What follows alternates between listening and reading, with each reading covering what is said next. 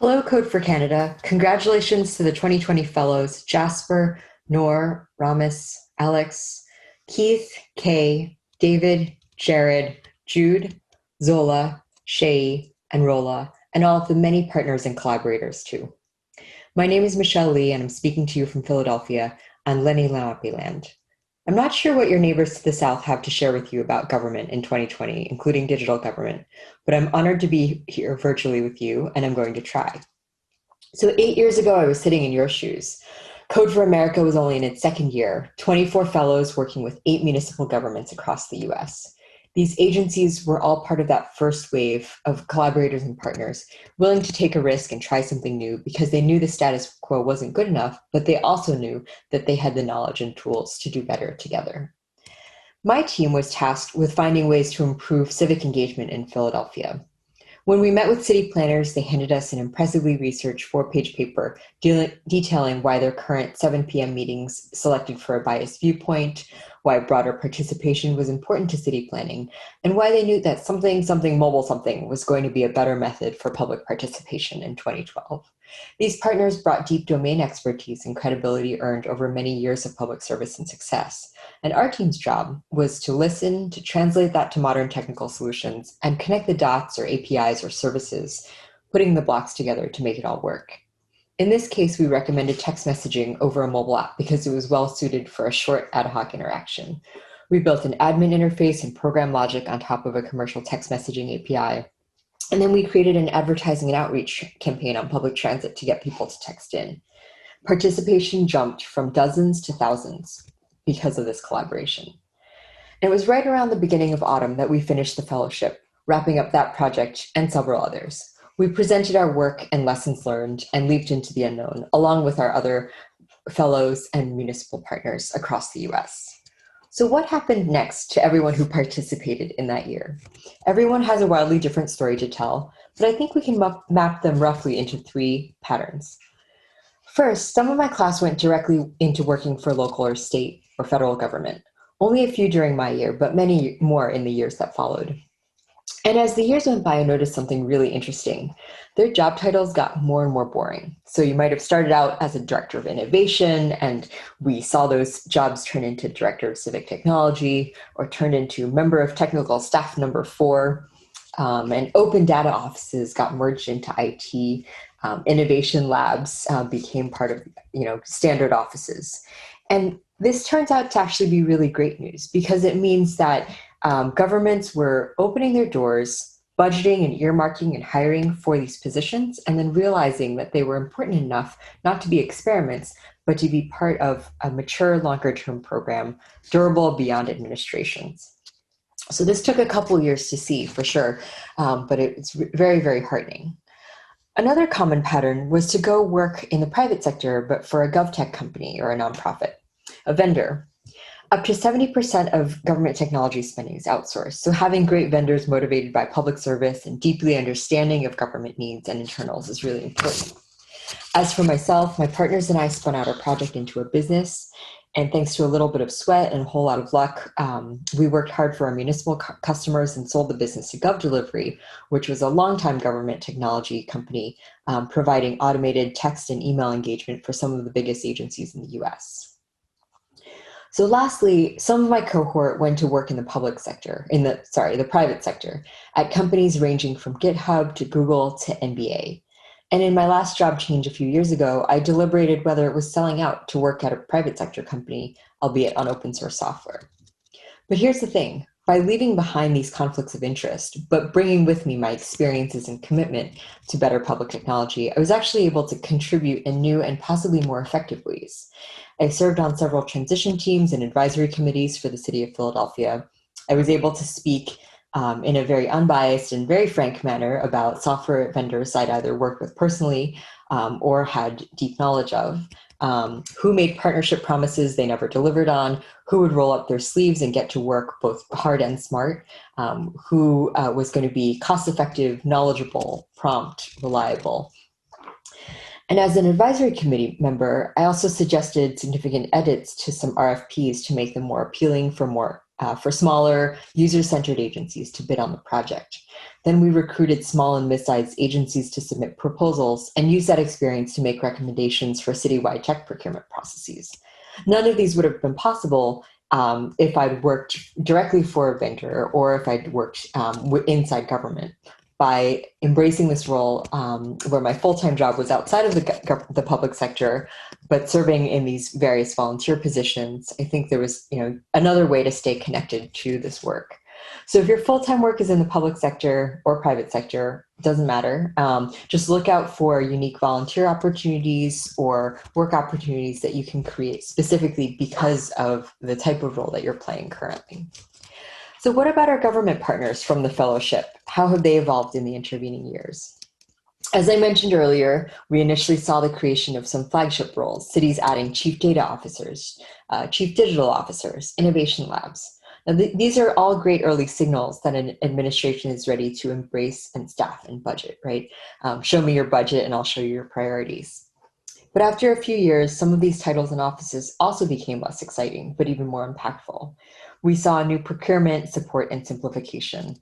In one procurement pilot, I was asked to fill out a web form, and then it auto-generated the 33-page PDF full of all the jargon that was necessary to meet and comply with city processes. And this was a pilot project created by some of our prior government partners with the Code for America Fellowship, and a fantastic proof of concept that tech procurement could be simplified without losing any important or legally required information or documentation. We also see agencies making savvier buying decisions because they've seen a wider range of what's possible with technology.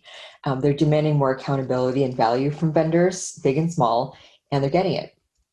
And even after our fellowship, our municipal partners continued to showcase their knowledge, creativity, and initiative. Several were promoted for it. One is now the Chief Innovation Officer of their city. One had their Skunkworks API project turned into an official program and became the technology director of that agency. And others were recruited to new jobs, either within that city or locality or at the state and federal levels. And the result is a network of people all united through shared experiences and a shared vision for better digital government. And now, earning more experience and bringing their talents to a wider variety and range of their fellow citizens. Now, how did I become a fellow anyway? Well, I've been working at Google in New York City for a number of years. And in 2010, I signed up for a citywide volunteer program called NY Cares. We provided free tax prep for low-income families through a program of the U.S. Internal Revenue Service, or IRS. So each year, when it came time to file tax returns, families would bring in pay stubs. And then I, along with other trained volunteers, would ask them a few questions and enter the data into a slightly antiquated program on a slightly antiquated laptop, only slightly. And then out would pop the results of their tax return. So sometimes no refund, but sometimes $2,000 or $4,000, which is really life-changing when your annual income is $12,000. So although I was glad to be there to provide the service, it kept bothering me that the weekly sessions felt really inefficient. Families waited 2 hours for our help. Little kids sprawled in their puffy coats across the linoleum floor, way past their dinner time, way past their bedtime. And meanwhile, ironically, my day job was working on Google spreadsheets. So it was pretty, stark to see the difference between the types of software that was being created and provided in these different contexts. And it doesn't take a genius to realize, hey, computers can do math and people can use computers, but if and only if they have access to really human-friendly software. I had 1 weekend of training in tax prep. I was basically a glorified typist. I think the only thing that marked me as a volunteer was that I was very comfortable with computers and so was willing to dive into more complex software and translate it and make it more accessible and get results for these residents. So in the next spring, when I learned about Code for America and its fellowship program, I couldn't raise my hand any faster. So many years later, looking back at this story, I tell it because of how full circle it feels. For almost 20 years, this was necessary because Intel and other commercial tax filing companies promised to provide free online tax filing for low-income households if the US government pledged not to create a government-run software system. So it's basically an anti-competition pledge.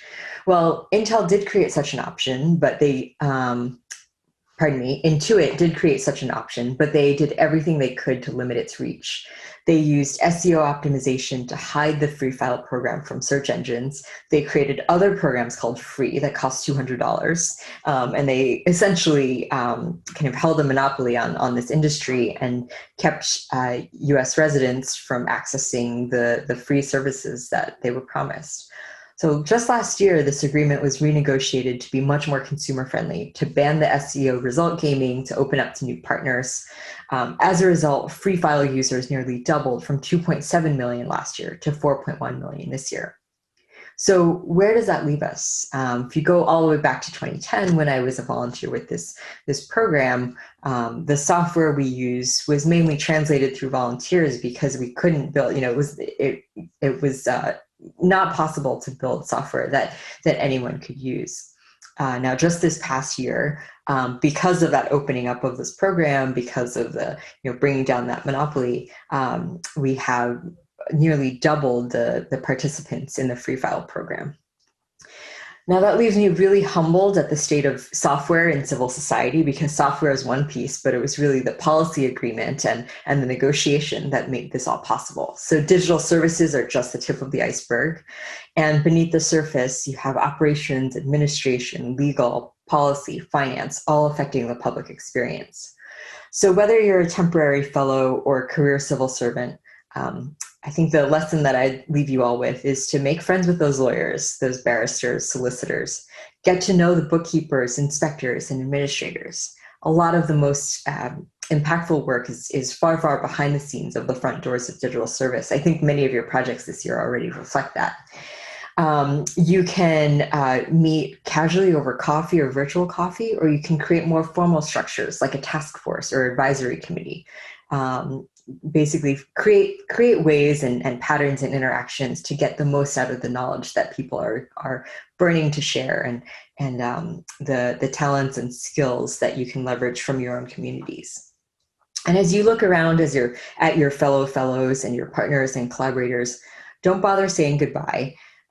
Because no matter what your new role is tomorrow in building a better Canada, or whether you keep the same role that you've had for many years and keep kicking ass, I suspect this fellowship experience is going to keep drawing you back together in new and surprising ways. So just say thank you and see you again soon. Thanks for Code for Canada for having me here, and I wish you all the very best. Take care.